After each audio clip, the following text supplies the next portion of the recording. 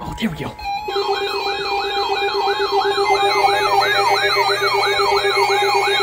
That actually kind of made me concerned because my power just went out and came back. The National Weather Service in Raleigh has issued a severe thunderstorm warning for northern Samson Bro, what? County, That was actually kind of creepy, bro. southeastern Harnett County and central North Carolina. I need to get WTBN live. County in central North Carolina. Oh my god, that was so creepy. 6:45 p.m. Like, the thing that gives me the alert before the main alert comes out, it just started beeping and then going out and coming back. It was so Moving east creepy. at 25 miles per hour.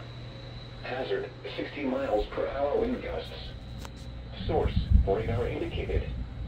Impact, expects damage to roofs, siding, and trees. Locations impacted include Clinton, Godwin, Newton Grove, Maybe I'll get Wake, the Falcon, 517. Hudson, and Stevie's Corner.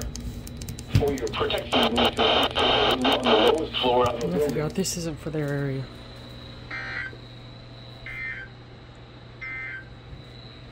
And now taking a look at the forecast for the local area.